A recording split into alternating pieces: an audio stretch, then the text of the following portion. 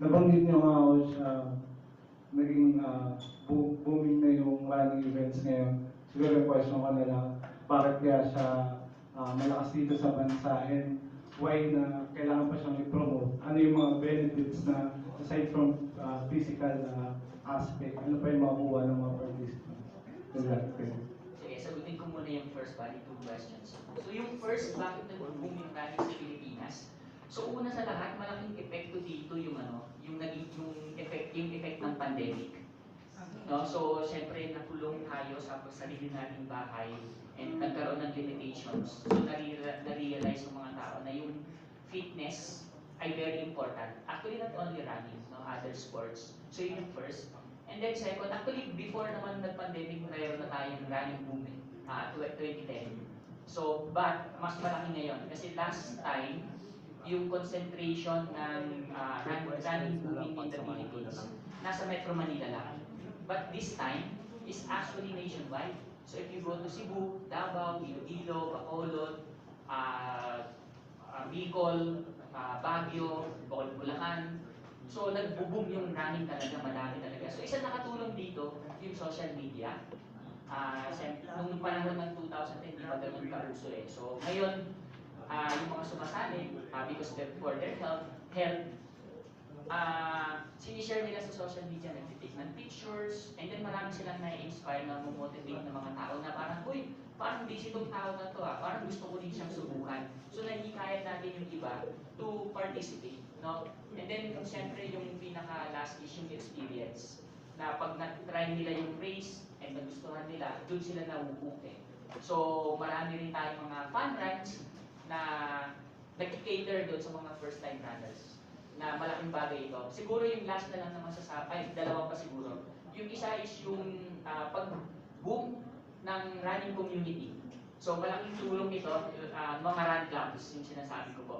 So bawat lugar, meron silang mga run clubs or teams na nakakatulong sa pag-educate ng mga runners, lalo na yung first-time runners. Kasi meron silang sariling coach, meron silang sariling program, unlike before na you run on your own. This time, nagiging community siya. So, natutulungan niya na i-educate niya yung mga runner na yun. No? So, yun po, yung mga reason doon na nakita ko. And then, siguro yung pinaka-huli is yung pagkakaroon ng iba pang mga race organizers. No? Hindi lang ako. Or hindi lang yung Run Rio. Kasi maganda ito dahil nabibigyan ng opportunity yung iba na hindi namin ma-reach out na sila yung nag-organize. So, yun po. Alright, good morning, Gab Peras from Sports Corner. Dalawang questions, pagsamahin ko na lang. Una, do you think na itong pag-sanction ng Trilogy 1 Asia event sa Patapa would help us for our marathoners to cope up sa pag-compete sa international? And napansin ko rin meron din kayong awards night recently sa Mega Ball, saan pinaparangalan natin yung mga top runners dyan sa Trilogy 1 Asia last year. Share to us yung mga nangyari, lalo na yung mga inspiring stories ng ilan sa kanila, yung iba sa kanila, yung mga PWDs, and of course, mga senior citizens. Salamat. Okay, thank you. So yung first is, with regards doon sa sanction, no? I think malaking tulong ito kasi hindi naman po lahat ng mga runners natin nakaka-travel abroad.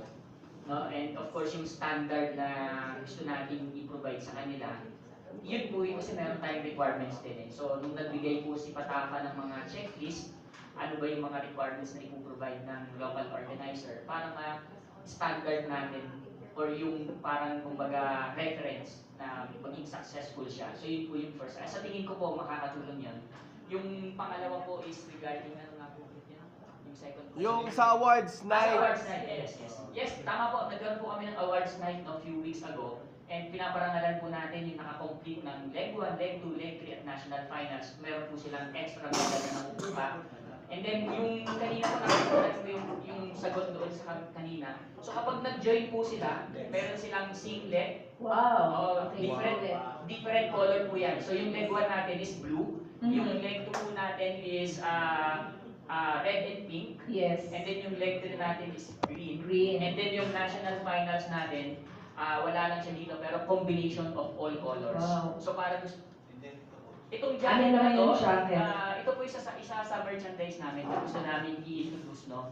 Para lang magkaroon ng parang pride yung ating mga finishers. So sa likod po, nakalagay po 42K finishers. So sila lang po yung pwede makakuha nito. And then of course, yung medal. medal po natin, yung concept po namin ngayon ay nabubuo po siya. So, kalasin ko lang po. So, pag po kayo ng leg 1, ito po siya. Yes, nice. Leg 2, Mhm. leg 3, and then national finals po. Regardless po ng distance, 5K, 10K, 21, and 42. Ganito po yung size niya. Wow. So, nabubuo po siya. So, dati po nabubuo siya ng flat. So, ngayon, ginawa po namin 3D. So, yung iba po nga po na runners natin na parang ayaw na nilang tumakbo or tapusin since na-experience nila many times. Pero nung nakita po nila yung medal natin, gusto po ulit nila. And of course, yung awards night po natin, kasi nagustuhan po nila yun dahil, again, nire-recognize natin yung kanilang dedication, commitment, and of course, hindi biro yung pagtapos ng 42K. Yes. Only, I think, 1% of the world population yung nakakatapos lang ng marathon. So it's something, and nabanggit nyo nga po yung senior natin, marami tayong senior doon na in-awarded din na nakakatuwa kasi nakakatulong sa health nila and nagkakaroon sila ng motivation, inspiration to continue and to have a healthy lifestyle. Yes. Congratulations, ganda ng ating patakbo. Trilogy Run.